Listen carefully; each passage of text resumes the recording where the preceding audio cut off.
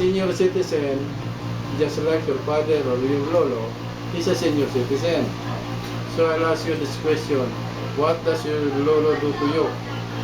What is the importance of lolo or senior citizen to you? Apo. Answer me. Oh. Wala po ko lolo. Lola po. Ano po? Yes, senior citizen din yun. What does it? Ito po, pag senior citizen, kailangan po wisdom na po yung mga sinasabi nila. Of course, yes. Ibibigay na po sila ng mga words of wisdom po sa mga youth at tutulong po ito para sa ikabubuti po. And plenty of advices. Opo. And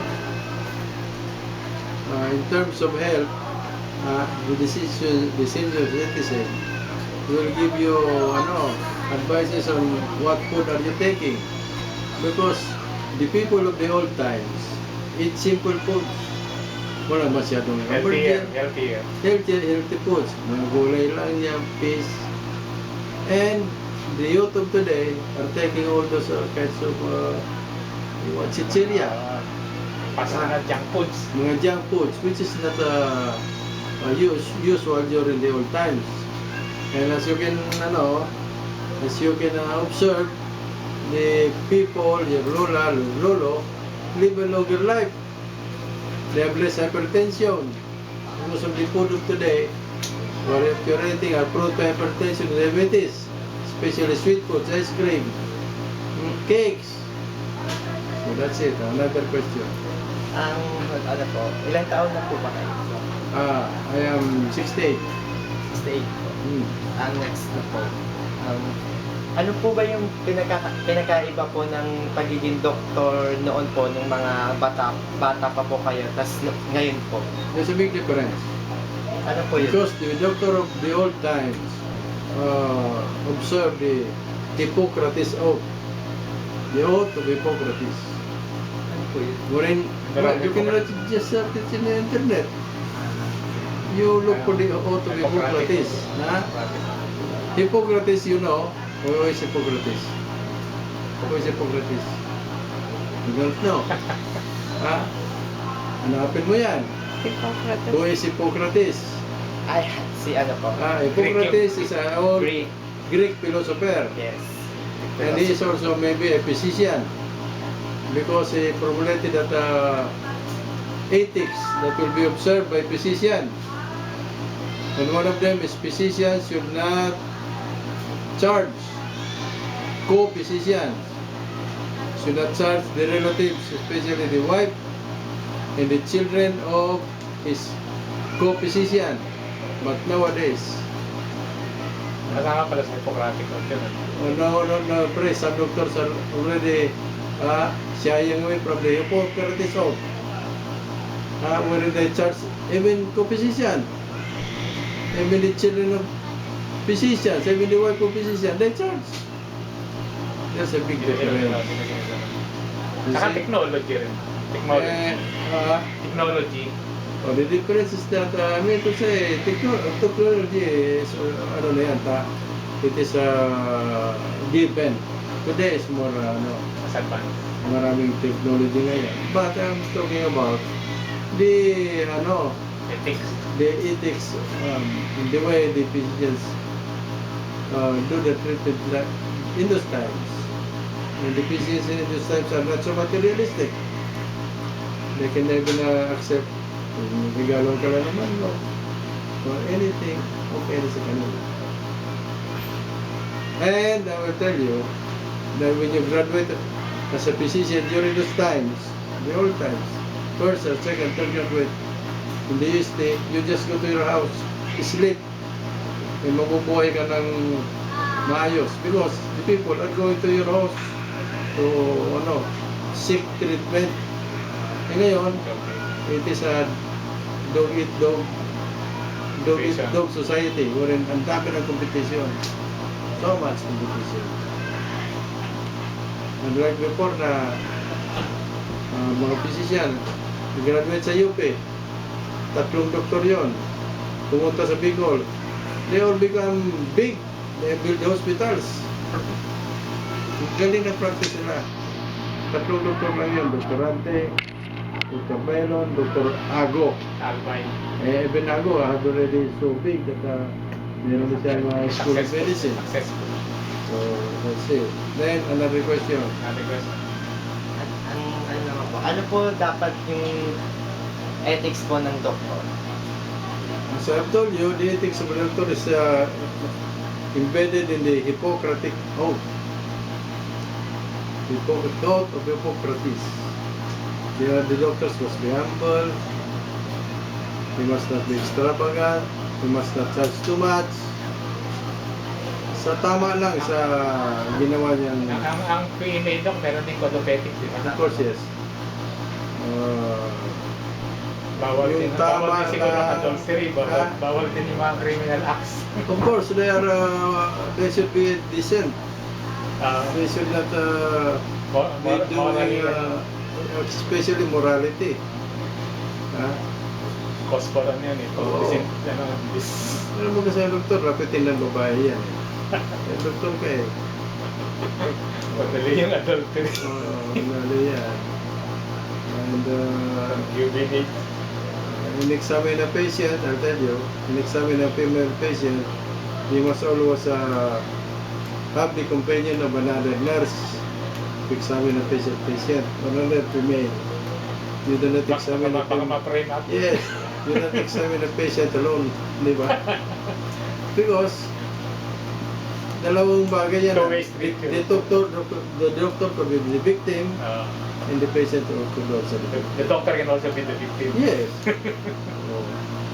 Hindi gano'n. Another question. Next question po. Naka-adapt po ba kayo sa modern society po ngayon? Adapt? Sa senior citizen? Opo. Of course, as you go along, in your work and treatment, you can adapt day to day. You adapt tomorrow, you will adapt what is tomorrow. Siyempre. Oh, year to year, you adapt. So, makaka-adapt ka from the time you graduate up to now. You're already so much adapted. Always. May continuing education din naman yan. Continuing yan. Seminars. Oh, continuing adaptation.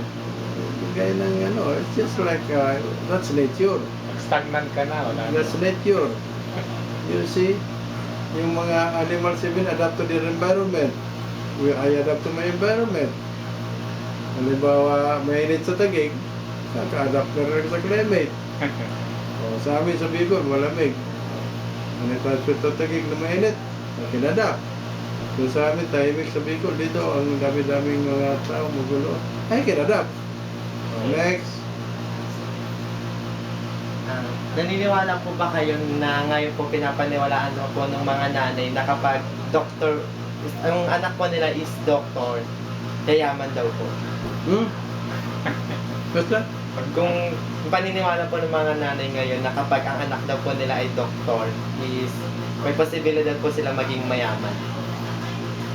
Naniniwala po ba kayo doon? Naniniwala ko. Possibility. Malaking chance. There is always a possibility. Ang possibility, naniniwala ko sa possibility. Pero yung yayaman, I do not know what's the future. Pero the possibility is there. Depende kung gaano kalaki It yaman na depends. Ano ang yaman? Ano ang concept mo ng yaman? It depends kung doktor Kasi ka, of marami course. naman nakita ng Of doktor. course, you have suffered so much in studying medicine. And pagkatapos mo naman, you will treat patients, you also have a good income. Especially if you are a good doctor. Next. Next question na po daw. Ilan po muna kayo? Mahal mo Sige tumagal. na, sige. Next question. Ang next question ko po, last na po na question po.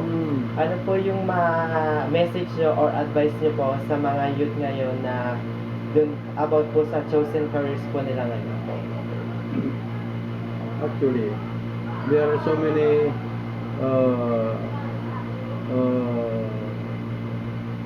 kinds of there are so many courses now coming up.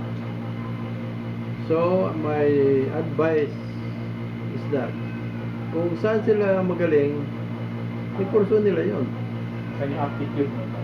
Kung saan yung aptitude mo, doon ka pumunta. Just like me, I was very good in mathematics in my school days. I should have been an engineer. I should have been like living like a fish in the water. Kung engineer ako, I could have been very successful also as an engineer. But my father told me, you become a doctor. You know why? I was sick for 1 month.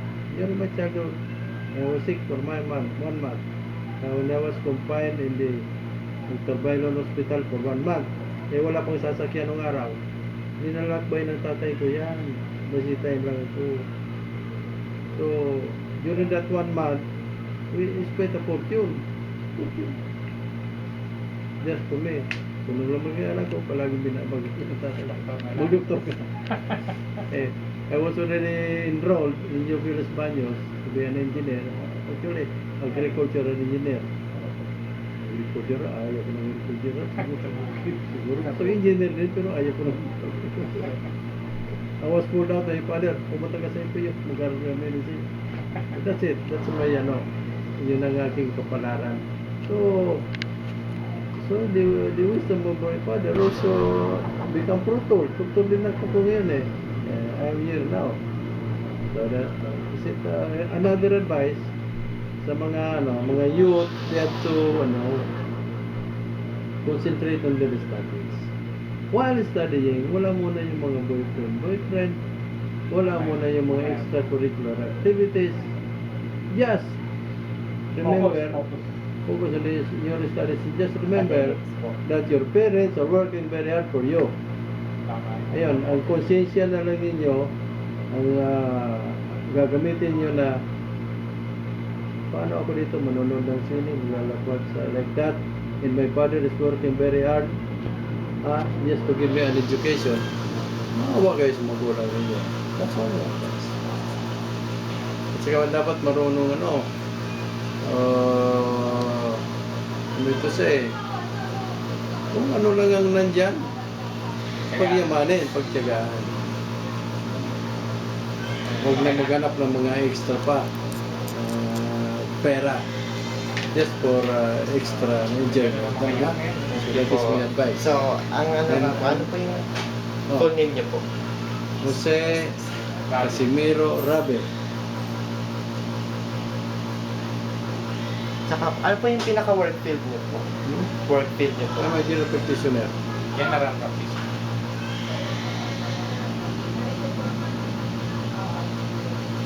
Thank you po. Ang ano lang po, papapirma na lang po kami. Identify yourself. Nakakalimutan. The student, bachelor of arts. Ano kayo? Psychology? Opo. May medicine na ba yan? University niya? Wala pa po. Ano pa lang po, Engineering. una ngayon po yung na ano na May receipt lang psychology. ito. Receipt. Opo. Pirma na lang. Entertain. Thank you po. Okay. Okay. Naglalaro na ulit.